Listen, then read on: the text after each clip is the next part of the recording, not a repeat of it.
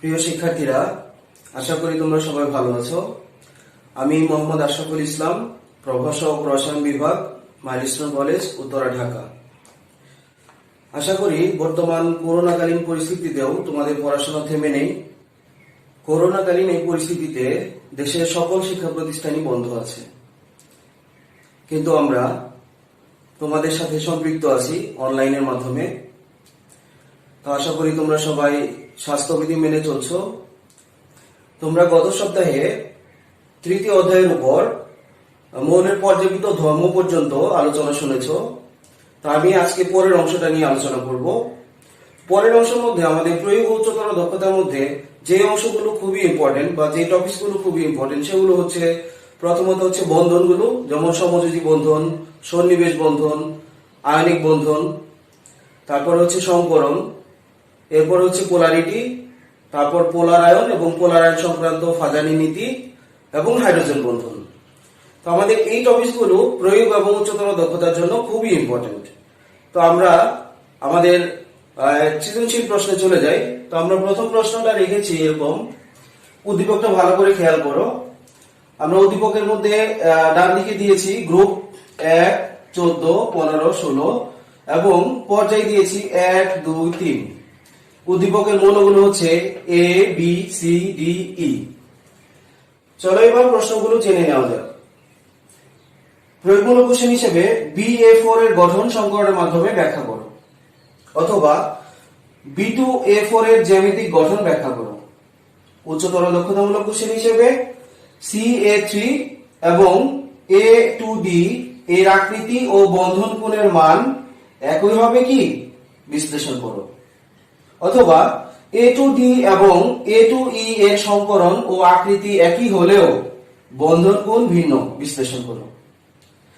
তো প্রশ্নগুলো অ্যানালাইসিস করার জন্য আমাদের প্রথমেই জানতে হবে উদ্দীপকের A, B, C, D এবং E মৌলগুলো কোনগুলো। তো সাধারণত আমরা এইভাবে জেনে থাকি, যেহেতু 1 নাম্বার গ্রুপ এবং 1 নাম্বার পর্যায়, সুতরাং A হচ্ছে হাইড্রোজেন, B মৌলটা দ্বিতীয় পর্যায়ের 14 নাম্বার গ্রুপের, তাই B মৌলটি হচ্ছে কার্বন,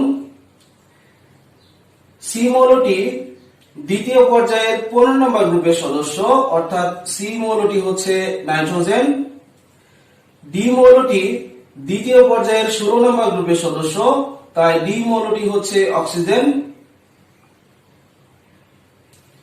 এবং E মৌলটি তৃতীয় পর্যায়ের 16 নম্বর গ্রুপের সদস্য, তাই E মৌলটি হচ্ছে সালফার। শিক্ষার্থীরা, আমরা এইভাবে মুখস্থ করে রাখতে পারি, অথবা আরেকটা পদ্ধতি আমরা প্রয়োগ করতে পারি। যেমন আমি এই মৌলটা নিয়ে বলতে পারি, যেমন C মৌলটি দ্বিতীয় পর্যায়ের 15 নম্বর গ্রুপের সদস্য। তো আমরা জানি 15 মানে হচ্ছে কত, 5A। তো আমরা এইভাবে কাউন্ট করতে পারি, 12 এর পরে 13, 14, 15, 16, 17, 18, অর্থাৎ 10 এর উপরে যা থাকবে সেটাই হচ্ছে বহিস্থ শক্তি স্তরের ইলেকট্রন সংখ্যা। তো আমরা দেখতে পাচ্ছি C মৌলটি দ্বিতীয় পর্যায়ের, তাই আমরা এভাবে লিখতে পারি, C মৌলটি যেহেতু দ্বিতীয় পর্যায়ের তাই এভাবে 2S এবং 2P লিখে ফেললাম, যেহেতু দ্বিতীয় পর্যায়ে। এবং গ্রুপ নাম্বার হচ্ছে 15, তার মানে বহিস্থ শক্তি স্তরে ইলেকট্রন আছে কতটা, 5টা। এই 5টা ইলেকট্রনটা আমরা কিভাবে দিতে পারি? আমরা জানি S অরবিটালে সর্বোচ্চ 2টি ইলেকট্রন থাকে, তো আমরা দিলাম 2, এবং P তে ইলেকট্রন থাকতে পারে হচ্ছে 6টি, কিন্তু আমাদের অবশিষ্ট আছে আর কত, 5 থেকে 2 বাদ দিলে থাকে 3, তাই 2P তে আমরা 3টা ইলেকট্রন বসাবো। তো দেখো এবার 2s2 2p3, নিশ্চয়ই 2s পূর্ণ করার আগে 1s পূর্ণ করেছে, তাহলে আমরা ইলেকট্রনগুলো কাউন্ট করতে পারি, 2, 2, 4 আর 3, 7। সুতরাং C মৌলটি হচ্ছে এখানে নাইট্রোজেন, যার পারমাণবিক সংখ্যা 7। চলো এবার E মৌলটা নিয়ে আলোচনা করি। E মৌলটা কি হতে পারে এই পদ্ধতিতে? আমরা দেখতে পাচ্ছি E মৌলটি যেহেতু তৃতীয় পর্যায়ের, তাই তৃতীয় পর্যায়ে হওয়ার জন্য আমরা 3s এবং 3p টা লিখে ফেলি, 3s এবং 3p অরবিটাল লিখে ফেললাম। এবার দেখো, যেহেতু এটি 16 নম্বর গ্রুপের সদস্য, অর্থাৎ 10 থেকে কত বেশি আছে, 6, তাহলে আমাদের বহিস্থ শক্তি স্তরে ইলেকট্রন থাকবে হচ্ছে 6টি। তো 6টি ইলেকট্রনের মধ্যে 3s এ ইলেকট্রন যাইতে পারে 2টি, এবং 6 এর মধ্যে 2 চলে গেলে থাকে 4, বাকি 4টি ইলেকট্রন যাবে 3p তে। আমরা জানি 3p তে 6টি ইলেকট্রন থাকতে পারে। আচ্ছা, যেহেতু 3s পূর্ণ করেছে, অর্থাৎ তৃতীয় শক্তি স্তরে 3s এ অরবিটালে 2টি ইলেকট্রন প্রবেশ করেছে, তার আগে অবশ্যই 1s এ 2টি ইলেকট্রন, 2s এ 2টি ইলেকট্রন এবং 2p তে 6টা ইলেকট্রন পূর্ণ করার পর তারপরে 3s এ ইলেকট্রন যাবে। তো এবার আমরা টোটাল ইলেকট্রন গুলো যোগ করে দেখি। 2 2 4, 4 6 10, 10 2 12, 12 আর 4 16। তো যেহেতু 16 তার ইলেকট্রন সংখ্যা অর্থাৎ পারমাণু সংখ্যা হচ্ছে 16, তাহলে মৌলটি হচ্ছে সালফার। এভাবে আমরা প্রত্যেকটা মৌলই বের করে নিতে পারি। তোমরা এই পদ্ধতি অ্যাপ্লাই করে সহজেই মৌলগুলো বের করে নিতে পারবা। এবার আমরা প্রশ্নের উত্তরে চলে যাই। আমরা যে প্রশ্ন নিয়ে আলোচনা করব এখন, সেই প্রশ্নটি হচ্ছে BA4 এর গঠন সংকরণের মাধ্যমে ব্যাখ্যা করো। তো আমরা চলে যাচ্ছি প্রশ্নের উত্তরের জন্য। আমরা প্রথমেই লিখে নেই, উদ্দীপকের A ছিল হাইড্রোজেন এবং B ছিল কার্বন। তাহলে আমাদের যৌগটি ছিল BA4 অর্থাৎ CH4 অর্থাৎ মিথেন। তো মিথেনের গঠন সংকরণের মাধ্যমে আমরা ব্যাখ্যা করব। তো প্রথমে আমরা জেনে নেই মিথেনের কেন্দ্রীয় পরমাণু কার্বনে কি ধরনের সংকরণ সংঘটিত হয়। তো আমরা দেখতে পাচ্ছি কার্বনের সাথে 4টা একযোজী হাইড্রোজেন পরমাণু আছে এবং কার্বনে কোনো মুক্তজোড় ইলেকট্রন নেই। সুতরাং কার্বনের হচ্ছে 4টা সংকর অরবিটাল তৈরি হবে এবং এই 4টা সংকর অরবিটাল তৈরি হতে পারে sp3 সংকরণের মাধ্যমে। সুতরাং মিথেনের কেন্দ্রীয় পরমাণু কার্বনে sp3 সংকরণ সংঘটিত হবে। তো প্রশ্নটা অ্যানসার করার জন্য আমরা কার্বনের ইলেকট্রন বিন্যাসটা করে নিই। পারমাণবিক সংখ্যা 6, ইলেকট্রন বিন্যাস করলে দাঁড়ায় 1s2, 2s2, 2px, 2py, 2pz। তো আমরা ইলেকট্রন দিব এখানে একটা, এখানে একটা, এখানে 0। এই হচ্ছে কার্বনের সাধারণ ইলেকট্রন বিন্যাস। কার্বনকে উত্তেজিত করা হলে বা কার্বন উত্তেজিত অবস্থায় 2s থেকে একটা ইলেকট্রন চলে যাবে 2pz এ। তো আমরা এইভাবে লিখি 1s2, 2s, 2px, 2py, 2pz, 1 1 1 1। তো যেহেতু sp3 সংকরণ সংঘটিত হবে, তাহলে কার্বনের বহিস্থ শক্তি স্তরের 2s, 2px, 2py এবং 2pz এই 4টা অরবিটাল পরস্পর মিশ্রিত হয়ে 4টি sp3 সংকর অরবিটাল তৈরি করবে। তো এবার সংকরিত অবস্থায় আমরা ইলেকট্রন বিন্যাসটা লিখি। 1s2, 2sp3, 2sp3, 2sp3 এবং 2sp3। তো যেহেতু sp3 সংকরণ, তাই 4টি সংকর অরবিটাল তৈরি হবে। আমরা দেখতে পাচ্ছি 2s, 2px, 2py, 2pz প্রত্যেকটাতে একটি করে ইলেকট্রন আছে, তাই আমরা এখানেও প্রত্যেকটাতে একটি করে ইলেকট্রন দিব। এবার আমরা হাইড্রোজেনের ইলেকট্রন বিন্যাসটা দেখি। হাইড্রোজেনের ইলেকট্রন বিন্যাসে দেখা যাচ্ছে হাইড্রোজেনের পারমাণবিক সংখ্যা হচ্ছে 1, তাই এর ইলেকট্রন বিন্যাস হবে এরকম 1s1। প্রিয় শিক্ষার্থীরা, এবার দেখো কার্বন পরমাণুর একটি sp3 সংকর অরবিটালের সাথে হাইড্রোজেন পরমাণুর একটি 1s1 অরবিটাল পরস্পর সামনাসামনি অধিক্রমণের মাধ্যমে এভাবে সিগমা বন্ধন তৈরি করবে। তো বাকি আরো 3টা সিগমা বন্ধন সৃষ্টি হবে। 1s1,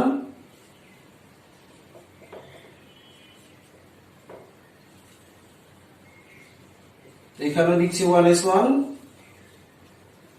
এখানেও দিচ্ছি 1s1, এভাবে সিগমা বন্ধন তৈরি হবে। আমরা দেখতে পাচ্ছি এভাবে 1 2 3 4 4টি সিগমা বন্ধন তৈরি হচ্ছে। এবার আমরা মিথেনের গঠনটা সংকর অরবিটালের মাধ্যমে অর্থাৎ অরবিটাল চিত্রটা দেখাবো। তো তার জন্য আমরা উপরের অংশটা মুছে নিচ্ছি।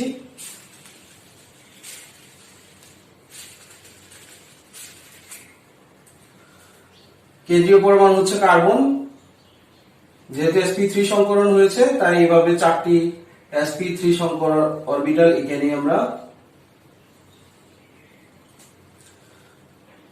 আমরা দেখাচ্ছি। প্রত্যেকটাতে একটা করে ইলেকট্রন আছে, সেটা ডট দিয়েও দেখানো যায় অথবা একমুখী তীর চিহ্ন দিয়েও দেখানো যায়। আমি ডট দিয়ে দেখাচ্ছি।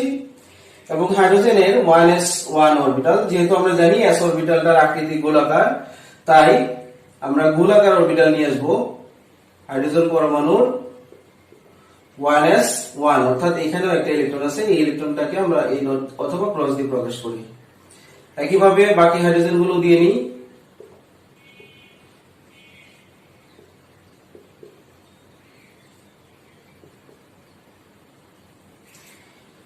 তো এটা গঠনটা কিরূপ হবে? যেহেতু কেন্দ্রীয় কার্বন, এই কার্বনের সাথে 4টি হাইড্রোজেন সিগমা বন্ধনের মাধ্যমে যুক্ত হয়েছে, কোনো মুক্তদের ইলেকট্রন অবশিষ্ট নেই, তাই এই কার্বন পরমাণুর সাথে 4টা হাইড্রোজেন পরমাণু চতুস্তলকের 4 কোণায় অবস্থান করবে। তো আমরা চিত্রটাকে এভাবে দেখাতে পারি।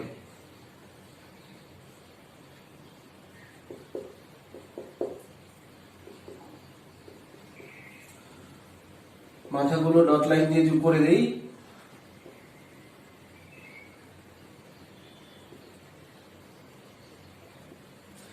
তাহলে এটার আকৃতি আমরা দেখতে পেলাম চতুস্তলকীয়।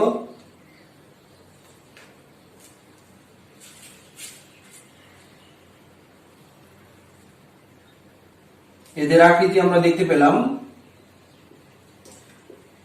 চতুস্তলকীয়। এবং যেহেতু sp3 সংকরণ হয়েছে এবং কোন মুক্তদের ইলেকট্রন নেই, তাই এখানে হাইড্রোজেন কার্বন হাইড্রোজেন বন্ধন কোণের মান হবে 109.5 ডিগ্রি অথবা 109 ডিগ্রি 28 মিনিট, দুই ভাবেই লেখা যায়। তো আমরা বন্ধন কোণটা লিখতে পারি হাইড্রোজেন কার্বন হাইড্রোজেন বন্ধন কোণের মান 109.5 ডিগ্রি। এভাবে আমরা এই প্রশ্নটার ব্যাখ্যা দিতে পারি।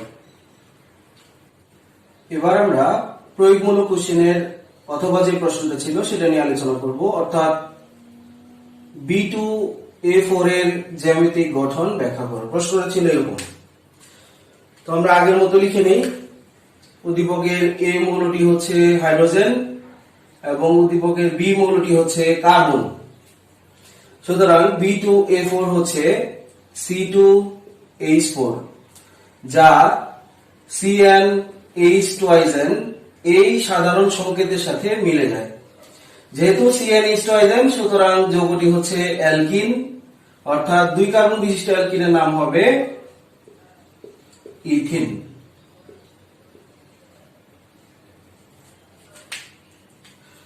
এবার আমরা ইথিনের গঠন সংকরণের মাধ্যমে ব্যাখ্যা করব, অর্থাৎ জ্যামিতিক গঠন ব্যাখ্যা করব। তো আমরা দেখতে পাচ্ছি ইথিন যেহেতু কার্বন কার্বন দ্বিবন্ধন আছে,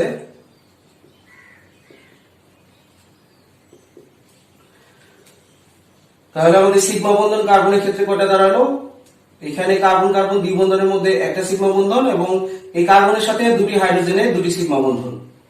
তাহলে আমরা দেখতে পাচ্ছি সিগমা বন্ধনের সংখ্যা হচ্ছে 3টি, কোন মুক্তদের ইলেকট্রন নেই, সুতরাং 3 + 0 = 3। যেহেতু 3টি সংকর অরবিটাল, সুতরাং এই সংকরণটা হবে sp2 সংকরণ। তাই আমরা বলতে পারি ইথিনের 2টি কার্বন পরমাণু দুটিতেই sp2 সংকরণ সংঘটিত হবে। এবার আমরা ইথিন অণুর জ্যামিতিক গঠন sp2 সংকরণের মাধ্যমে ব্যাখ্যা করব। তো আমরা একটু মুছে দিচ্ছি।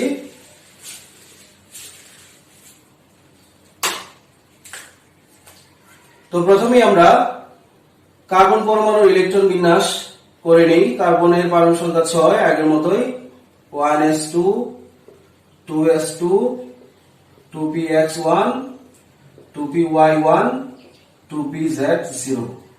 উত্তেজিত অবস্থায় কার্বনের ইলেকট্রন বিন্যাস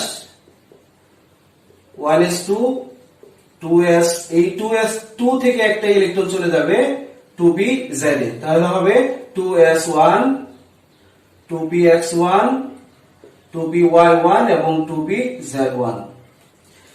তো যেহেতু সংকরণ হচ্ছে sp2, তাই কার্বন পরমাণুর বহিস্থ শক্তি স্তরের একটি s এবং দুটি p মিলে 3টি sp2 সংকর অরবিটাল সৃষ্টি করবে। প্রিয় শিক্ষার্থীরা, দেখো এই pz অরবিটালটা সংকরণে অংশগ্রহণ করেনি, তাই এটাকে আমরা লিখতে পারি অসংকরিত p অরবিটাল।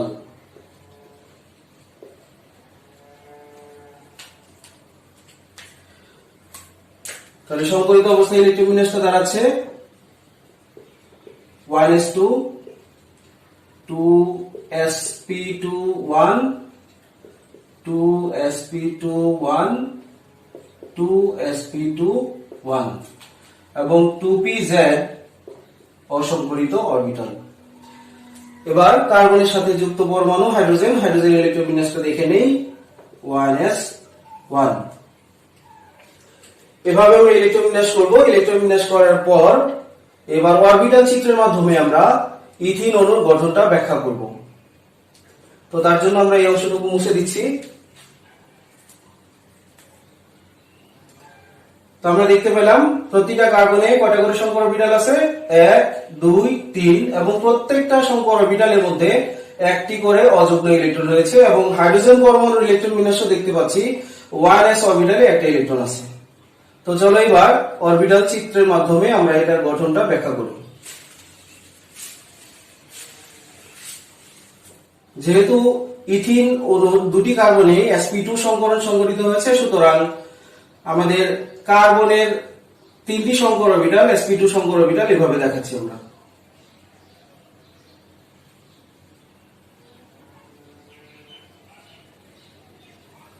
এই চিত্রটা বোঝার জন্য তোমাদের বাসায় যে ফ্যানটা আছে স্থির অবস্থায়, ফ্যানের দিকে তাকিয়ে দেখো, একদম ঠিক ফ্যানের পাখা যেভাবে অবস্থিত এই sp2 সংকর অরবিটাল গুলো ঠিক একইভাবে অবস্থিত। তো আমরা এটার পাশাপাশি দেখতে পাচ্ছি আরেকটা কার্বন আছে, সেই কার্বনেও একই ধরনের সংকরণ, তাই এই চিত্রটা একই রকমের হবে। তো আমরা দেখতে পেলাম একটি কার্বন পরমাণুর sp2 সংকর অরবিটালের সাথে অপর কার্বন পরমাণুর sp2 সংকর অরবিটাল সামনাসামনি অধিক্রমণের মাধ্যমে একটি কার্বন কার্বন সিগমা বন্ধন তৈরি করেছে, এবং কার্বনের যে বাকি দুটি sp2 সংকর অরবিটাল, এই sp2 সংকর অরবিটালের সাথে হাইড্রোজেন পরমাণুর 1s1 অর্থাৎ s অরবিটালের আকৃতি যেহেতু গোল, তাই আমরা এই গোলাকার একটা অরবিটাল দিলাম। এই হাইড্রোজেন পরমাণুর s অরবিটাল কার্বন পরমাণুর sp2 সংকর অরবিটালের সাথে সামনাসামনি অধিক্রমণের মাধ্যমে এখানে একটা সিগমা বন্ধন তৈরি করবে, এবং একইভাবে আরো 3টি সিগমা বন্ধন তৈরি হবে।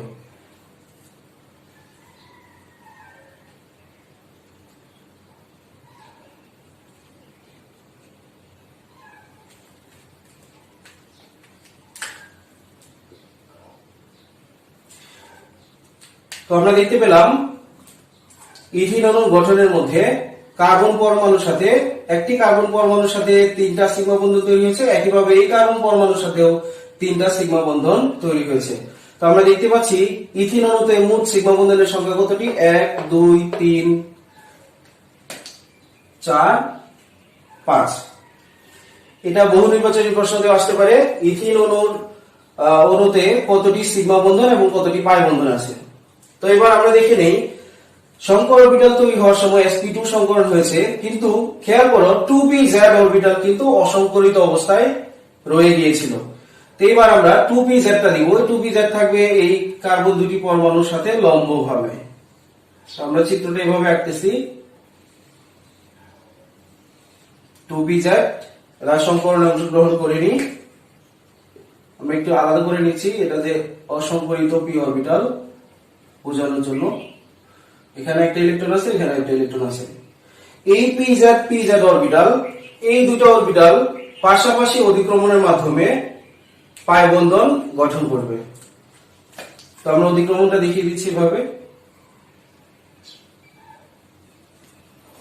তাহলে আমরা দেখতে পেলাম ইথিন অণুতে একটি পাই বন্ধন আছে এবং 5টি সিগমা বন্ধন আছে। তো চিত্রটা আমরা যদি এভাবে আঁকি,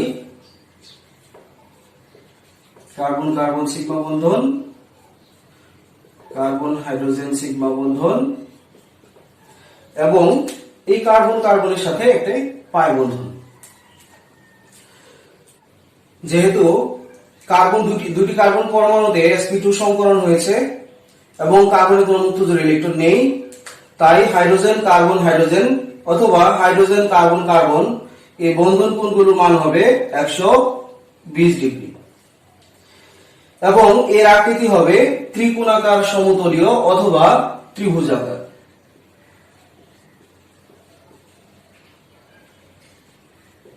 এবং বন্ধন কোণের মানটা আমরা এভাবে লিখতে পারি, হাইড্রোজেন কার্বন হাইড্রোজেন সমান 120 ডিগ্রি। তো এইভাবে আমরা ইথিন অণুর জ্যামিতিক গঠন ব্যাখ্যা করতে পারব। আমাদের উচ্চতর দক্ষতামূলক প্রশ্ন ছিল Ca3 ও A2D এর আকৃতি ও বন্ধন কোণের মান একই হবে কি, বিশ্লেষণ করো। তো আমরা দেখে নিচ্ছি উদ্দীপকের A, C এবং D টা কি ছিল, এটা আমরা আগে লিখে রেখেছিলাম। উদ্দীপকের A ছিল হাইড্রোজেন, C ছিল নাইট্রোজেন এবং D ছিল অক্সিজেন। তো আমাদের Ca3 দাঁড়াচ্ছে NH3 এবং A2D দাঁড়াচ্ছে H2O। এবার আমরা NH3 অর্থাৎ অ্যামোনিয়ার এবং H2 অর্থাৎ পানির আকৃতি এবং বন্ধন কোণের মান একই কিনা সংকরণের মাধ্যমে ব্যাখ্যা করব। প্রিয় শিক্ষার্থীরা, তোমরা ভালো করে খেয়াল করে দেখো, এখানে নাইট্রোজেনের বহিস্থ শক্তি স্তরে মোট 5টি ইলেকট্রন আছে। 5টি ইলেকট্রনের মধ্যে নাইট্রোজেন হাইড্রোজেনের সাথে একক বন্ধন গঠন করেছে 3টি, তাহলে 3টি ইলেকট্রন বাদ দিলাম, থাকলো কতটি, 2টি। এই 2টি ইলেকট্রনই মুক্ত জোড় ইলেকট্রন হিসাবে থাকবে। একইভাবে পানির অক্সিজেন পরমাণুতে অক্সিজেন পরমাণুর বহিস্থ শক্তি স্তরে আমরা জানি 6টি ইলেকট্রন আছে। এই 6টি ইলেকট্রনের মধ্যে হাইড্রোজেনের সাথে 2টি একক বন্ধন সৃষ্টি করেছে, তাহলে 6 থেকে 2 বাদ দিলে থাকলো 4। 4 মানে হচ্ছে 4টি ইলেকট্রন। এই 4টি ইলেকট্রন মানে হচ্ছে 2 জোড়া মুক্ত জোড় ইলেকট্রন। আমরা এই মুক্ত জোড় ইলেকট্রনকে এইভাবে প্রকাশ করতে পারি। তো অ্যামোনিয়া নাইট্রোজেন পরমাণুতে যেহেতু এক জোড়া মুক্ত জোড় ইলেকট্রন আছে এবং 3টি হাইড্রোজেন পরমাণুর সাথে একক বন্ধন আছে, তাই সংকর অরবিটালের সংখ্যা হবে 1 + 3 = 4। যেহেতু সংকর অরবিটালের সংখ্যা 4, তাই এই সংকরণটার নাম হবে sp3 সংকরণ। একইভাবে অক্সিজেন পরমাণুতে আমরা দেখতে পাচ্ছি মুক্ত জোড় ইলেকট্রনের সংখ্যা 2 জোড়া, প্লাস এখানে অক্সিজেন হাইড্রোজেনের সাথে 2টি সিগমা বন্ধন তৈরি করেছে, তাই সিগমা বন্ধন জোড় ইলেকট্রনও 2 জোড়া, তাহলে 2 2 যোগ করলে হয় 4, 4টি সংকর অরবিটাল, তার মানে এই সংকরণটাও হবে sp3 সংকরণ। সুতরাং আমরা বলতে পারি অ্যামোনিয়া এবং পানির উভয়ের কেন্দ্রীয় পরমাণুতে একই ধরনের সংকরণ অর্থাৎ sp3 সংকরণ সংঘটিত হয়। এবার আমরা দেখব এদের আকৃতি এবং গঠন একই কিনা। তো প্রথমে আমরা অ্যামোনিয়ার গঠন নিয়ে আলোচনা করব। আমরা নাইট্রোজেনের ইলেকট্রোবিন্যাসটা করে নিই। নাইট্রোজেনের পারমাণবিক সংখ্যা হচ্ছে 7, 1s2 2s2 2px1 2py1 2pz1। Nitrogen পরমাণুর যেহেতু sp3 সংকরণ হয়েছে, সুতরাং বহিস্থ শক্তি স্তরে 2s এবং 3টি 2p অরবিটাল অর্থাৎ 2px 2py 2pz পরস্পর মিশ্রিত হয়ে 4টি সমশক্তি সম্পন্ন sp3 সংকর অরবিটাল সৃষ্টি করবে। আমরা সংকরিত অবস্থায় ইলেকট্রন বিন্যাস যদি দেখাই, 1s2 2sp3 2sp3 2sp3 2sp3, প্রত্যেকটাতে একটা করে ইলেকট্রন ছিল p তে এবং s এ 2টি ইলেকট্রন ছিল, তাই সংকর অরবিটালের একটি সংকর অরবিটালে 2টি ইলেকট্রন থাকবে আর বাকি অরবিটাল গুলোতে একটা করে অযুগ্ম ইলেকট্রন থাকবে। এই 2টি ইলেকট্রনই মুক্ত জোড় ইলেকট্রন হিসেবে থাকবে। আমরা নাইট্রোজেনের সাথে যুক্ত হাইড্রোজেন এর ইলেকট্রন বিন্যাসটাও দেখে নেই, 1s1। এবার আমরা অরবিটাল চিত্রের মাধ্যমে অ্যামোনিয়ার গঠনটা ব্যাখ্যা করব। তো আমরা চিত্রটা দেখে নেই। নাইট্রোজেন পরমাণু, কেন্দ্রীয় পরমাণু, sp3 সংকরণ হয়েছে, একটাতে আছে মুক্তজোড় ইলেকট্রন আর বাকি তিনটেতে একটি করে অযুগ্ম ইলেকট্রন আছে। এবার নাইট্রোজেন পরমাণুর সাথে তিনটি হাইড্রোজেন পরমাণু 1s1 অরবিটাল সামনাসামনি অধিক্রমণের মাধ্যমে, অর্থাৎ নাইট্রোজেন পরমাণুর sp3 সংকর অরবিটালের সাথে হাইড্রোজেন পরমাণুর 1s অরবিটাল সামনাসামনি অধিক্রমণের মাধ্যমে 1, 2 এবং 3টি সিগমা বন্ধন সৃষ্টি করবে।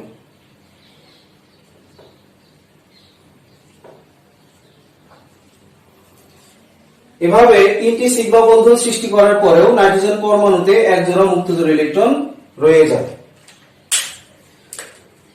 আমরা VSEPR অর্থাৎ valence shell electron pair repulsion theory বা তত্ত্ব অনুযায়ী জানি লোন পেয়ার ইলেকট্রন বিকর্ষণ is greater than lone pair electron bond pair electron বিকর্ষণ is greater than bond pair electron বিকর্ষণ। তো যেহেতু নাইট্রোজেন পরমাণুতে এক জোড়া মুক্তজোড় ইলেকট্রন আছে, এই মুক্তজোড় ইলেকট্রন বন্ধনজোড় ইলেকট্রনের মধ্যকার বিকর্ষণ বন্ধনজোড় ইলেকট্রনের মধ্যকার বিকর্ষণ অপেক্ষা বেশি। তাই নাইট্রোজেন পরমাণুর মুক্তজোড় ইলেকট্রন বন্ধনজোড় ইলেকট্রনের উপর চাপ প্রয়োগ করবে এবং বন্ধন কোণের মান আদর্শ মান 109.5 ডিগ্রি না হয়ে হাইড্রোজেনের বন্ধন কোণের মান হবে 107 ডিগ্রি। এবং যেহেতু এখানে 3টি বন্ধনজোড় ইলেকট্রন আছে এবং একটি মুক্তজোড় ইলেকট্রন আছে যা বন্ধন গঠনে অংশ নেয়নি, তাই এর আকৃতি আদর্শ আকৃতি চতুস্তলকীয় না হয়ে এর আকৃতি হবে ত্রিকোণাকার পিরামিড আকৃতির।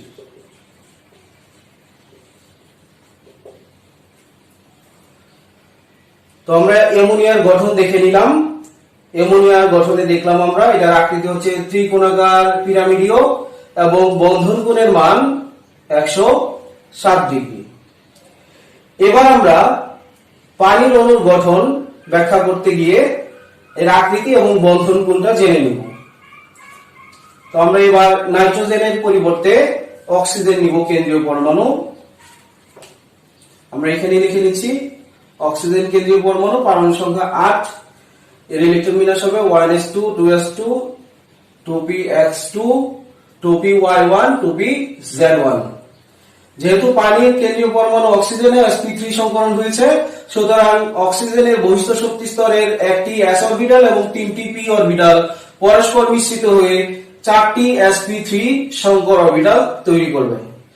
তো আমরা এবার অক্সিজেন পরমাণুর সংকরিত অবস্থায় ইলেকট্রন বিন্যাসটা দেখে নেব।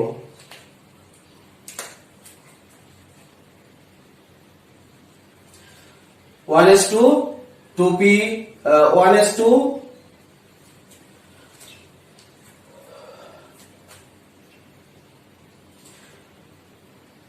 1s2 2sp3 2 আরেকটা 2sp3 2 এবং পরবর্তীতে 2sp3 1 2sp3 1। অর্থাৎ আমরা দেখতে পেলাম অক্সিজেন পরমাণুর 4টি সংকর অরবিটালের মধ্যে 2টি সংকর অরবিটালে মুক্তজোড় ইলেকট্রন রয়েছে আর বাকি 2টি সংকর অরবিটালে অযুগ্ম ইলেকট্রন রয়েছে।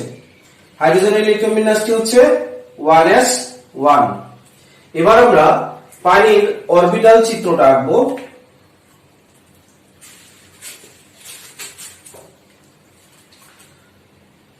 কেন্দ্রীয় পরমাণু অক্সিজেন,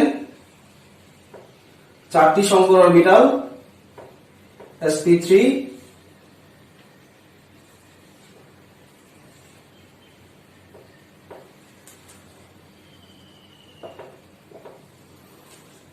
1 দুটি সংকর অরবিটালে মুক্তজোড় ইলেকট্রন আছে এবং দুটিতে অযুগ্ম ইলেকট্রন আছে।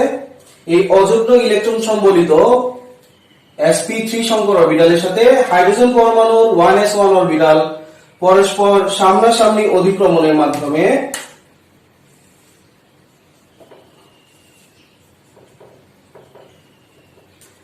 দুটি সিগমা বন্ধন সৃষ্টি করবে।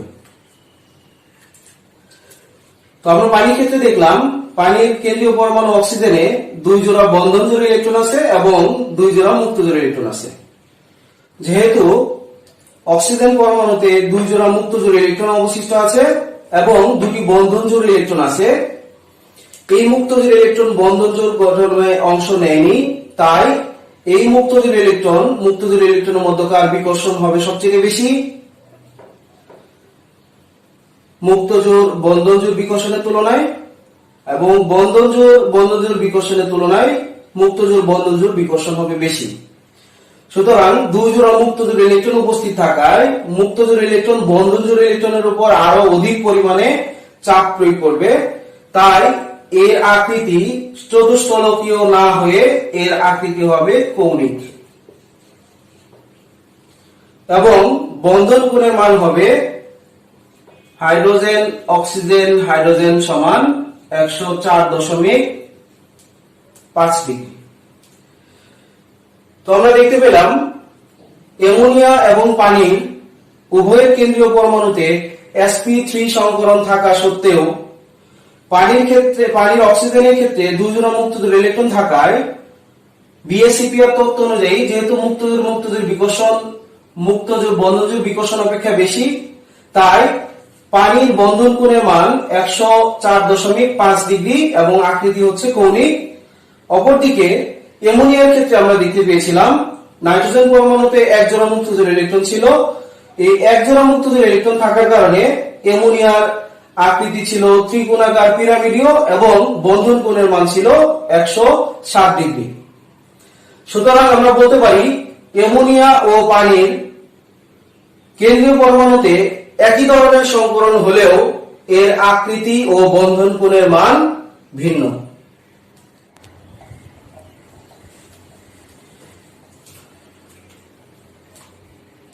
এবার আমরা উচ্চতর দক্ষতার পরের প্রশ্নটা নিয়ে আলোচনা করব। প্রশ্নটা ছিল A2D এবং A2E এর আকৃতি ও সংকরণ একই হলেও বন্ধন কোণের মান ভিন্ন, বিশ্লেষণ করো। তো আমরা আগেই উদ্দীপকের ADE কি ছিল সেটা লিখে রেখেছিলাম। প্রিয় শিক্ষার্থীরা দেখো, A ছিল হাইড্রোজেন, D ছিল অক্সিজেন এবং E ছিল সালফার। তাহলে A2D হচ্ছে H2O এবং A2E হচ্ছে H2S। উদ্দীপকের পানি এবং হাইড্রোজেন সালফাইডের ক্ষেত্রে অক্সিজেন এবং সালফার একই গ্রুপের সদস্য, তাহলে অক্সিজেন পরমাণুর বহিস্থ শক্তি স্তরে ইলেকট্রন বিন্যাস যেমন হবে সালফারের ক্ষেত্রেও তেমনই হবে। অক্সিজেনের বহিস্থ শক্তি স্তরে 6টি ইলেকট্রন রয়েছে, 6টি ইলেকট্রনের মধ্যে 2টি হাইড্রোজেন পরমাণুর সাথে সিগমা বন্ধন তৈরি করে ফেলেছে, তাহলে অবশিষ্ট ইলেকট্রন থাকলো 4টি মানে হচ্ছে মুক্ত জোড় ইলেকট্রন 2 জোড়া। একইভাবে সালফারের ক্ষেত্রেও মুক্ত জোড় ইলেকট্রন 2 জোড়া। তো আমরা দেখতে পাচ্ছি অক্সিজেন পরমাণুতে 2টি বন্ধন জোড় ইলেকট্রন আছে এবং 2টি মুক্ত জোড় ইলেকট্রন আছে, তাহলে 2 আর 2 যোগ করলে হয় 4 মানে হচ্ছে 4টি সংকর অরবিটাল, আর 4টি সংকর অরবিটাল তৈরি করতে গেলে সংকরণ হয় sp3। একইভাবে হাইড্রোজেন সালফাইডে সালফারের সাথে 2টি হাইড্রোজেন পরমাণু 2টি সিগমা বন্ধন তৈরি করেছে, অর্থাৎ সিগমা বন্ধন জোড় ইলেকট্রন 2টি এবং মুক্ত জোড় ইলেকট্রনও 2টি। 2 যোগ করলে হয় 4 মানে হচ্ছে 4টি সংকর অরবিটাল। এই ক্ষেত্রেও sp3 সংকরণ সংঘটিত হবে। তো সুতরাং আমরা দেখতে পেলাম পানি এবং হাইড্রোজেন সালফাইড উভয়ের কেন্দ্রীয় পরমাণুতে একই ধরনের সংকরণ অর্থাৎ sp3 সংঘটিত হয়। আমরা পানির গঠনটা কিছুক্ষণ আগেই তোমাদের প্রশ্নের দেখিয়েছিলাম, এটার উত্তরটা। এবার আমরা পানির শুধু অরবিটাল চিত্রটা আঁকবো এবং হাইড্রোজেন সালফাইডের ক্ষেত্রে ইলেকট্রন বিন্যাস দিয়ে অরবিটাল চিত্র এঁকে দুটোর মধ্যে কম্পেয়ার করব। তো আমরা অংশগুলো মুছে দিচ্ছি। সালফার কেন্দ্রীয় পরমাণু ইলেকট্রন বিন্যাস যদি করি 1s2 2s2 2p6 3s2 3px 3py 3pz 2 1 1 অর্থাৎ 16টি ইলেকট্রন। তো যেহেতু sp3 সংকরণ হয়েছে তাহলে বহিস্থ শক্তি স্তরের একটি 3s অরবিটাল এবং তিনটি 3p অরবিটাল পরস্পর মিশ্রিত হয়ে সমশক্তি সম্পন্ন 4টি sp3 সংকর অরবিটাল তৈরি করবে। তো আমরা সংকরিত অবস্থায় ইলেকট্রন বিন্যাসটা দেখব।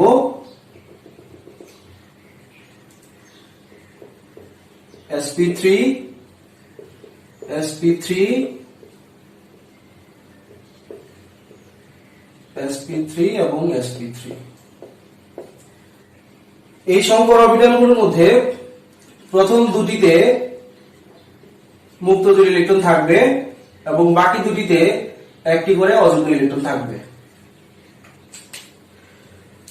এবং হাইড্রোজেনের ইলেকট্রন বিন্যাসটি হচ্ছে 1s1।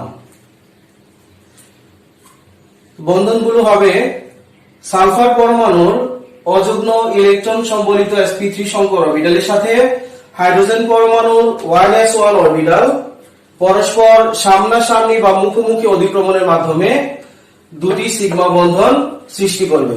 আমরা এবার H2S অর্থাৎ হাইড্রোজেন সালফাইডের অরবিটাল চিত্রটা দেখব। কেন্দ্রীয় পরমাণু হচ্ছে সালফার, যেহেতু 4টি সংকর অরবিটাল তৈরি হয়েছে আমরা 4টি সংকর অরবিটাল এভাবে দিব, চতুষ্ফলকের 4 কোণায় 4টি। মুক্ত জোড় ইলেকট্রন রয়েছে দুটি সংকর অরবিটালে এবং দুটি সংকর অরবিটালে একটি করে অযুগ্ম ইলেকট্রন রয়েছে। সালফারের অযুগ্ম ইলেকট্রন সম্বলিত sp3 সংকর অরবিটালের সাথে হাইড্রোজেন পরমাণুর 1s1 অরবিটাল সামনাসামনি অধিক্রমণের মাধ্যমে দুটি সিগমা বন্ধন সৃষ্টি করবে। এভাবে দুটি সিগমা বন্ধন সৃষ্টি করার পর দুটি মুক্ত জোড় ইলেকট্রন থেকে যায়। তো বিএসইপিআর তত্ত্ব অনুযায়ী আমরা যেহেতু জানি মুক্ত জোড়ের বিকর্ষণটা বেশি মুক্ত জোড় বন্ধন জোড় বিকর্ষণ অপেক্ষা, আবার মুক্ত জোড় বন্ধন জোড় বিকর্ষণটা বন্ধন জোড় বিকর্ষণ অপেক্ষা বেশি। তাই এক্ষেত্রেও যেহেতু মুক্ত জোড় ইলেকট্রন 2 জোড় আছে সালফার কেন্দ্রীয় পরমাণুতে, তাই এর আকৃতিও হবে পানির আকৃতির মতোই অর্থাৎ কৌণিক। এবার আমরা এর বন্ধন কোণের মান কত হয় সেটা দেখব। এটা দেখার জন্য পাশাপাশি আমরা পানির চিত্রটাও এঁকে নিই।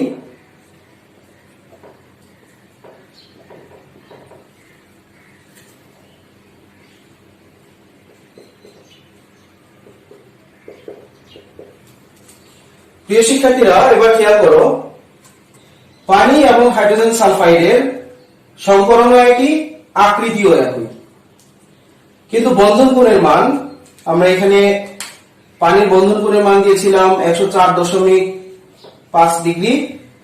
এখানে যেহেতু 2 জোড়া মুক্ত জোড় ইলেকট্রন আছে তোমরা মনে করতে পারো তাহলে এটার বন্ধন কোণের মান এমনই হওয়ার কথা। তো আমরা দেখতে পাচ্ছি অক্সিজেন এবং সালফার দুটি একই গ্রুপের সদস্য হলেও অক্সিজেন দ্বিতীয় পর্যায়ের সদস্য এবং সালফার তৃতীয় পর্যায়ের সদস্য। অক্সিজেন এর তড়িৎ ঋণাত্মকতার মান সালফারের তড়িৎ ঋণাত্মকতার মানের থেকে বেশি, তাই এই মুক্ত জোড় ইলেকট্রনগুলো অক্সিজেন পরমাণুর কিছুটা কাছাকাছি থাকবে এবং এই মুক্ত জোড় ইলেকট্রনগুলোর মধ্যকার যত বিকর্ষণ হবে এর থেকে সালফারের আকারও বড় এবং তড়িৎ ঋণাত্মকতার মানও কম হওয়ার কারণে এই মুক্ত জোড় ইলেকট্রনের মধ্যকার বিকর্ষণটা বেশি হবে। তাই এখানে পানির ক্ষেত্রে বন্ধন কোণের মান যতটুকু কমবে আদর্শ মান থেকে, হাইড্রোজেন সালফাইডের ক্ষেত্রে বন্ধন কোণের মানটা আরো একটু বেশি চেপে যাবে। তাই পানির বন্ধন কোণের মান 104.5 ডিগ্রি হলেও হাইড্রোজেন সালফাইডের ক্ষেত্রে হাইড্রোজেন সালফার হাইড্রোজেন বন্ধন কোণের মান 92.5 ডিগ্রি। সুতরাং এই আলোচনা থেকে আমরা একটা বিষয়ে কনক্লুশনে আসতে পারি, সেটি হচ্ছে পানি এবং হাইড্রোজেন সালফাইডের কেন্দ্রীয় পরমাণুতে একই ধরনের সংকরণ এবং একই আকৃতি হলেও সালফার অপেক্ষা অক্সিজেনের আকার ছোট এবং তড়িৎ ঋণাত্মকতার মান বেশি হওয়ার কারণে বন্ধন জোড় ইলেকট্রনের উপর মুক্ত জোড় ইলেকট্রন একটু কম চাপ প্রয়োগ করে, কিন্তু সালফার পরমাণুর তড়িৎ ঋণাত্মকতার মান কম এবং আকার বড় হওয়ার কারণে মুক্ত জোড় ইলেকট্রনের মধ্যকার বিকর্ষণ বেশি হয়, তাই বন্ধন জোড় ইলেকট্রনের মধ্যে বেশি চাপ প্রয়োগ করতে পারে। তাই পানির বন্ধন কোণের মান 104.5 ডিগ্রি হলেও হাইড্রোজেন সালফাইডের বন্ধন কোণের মান 92.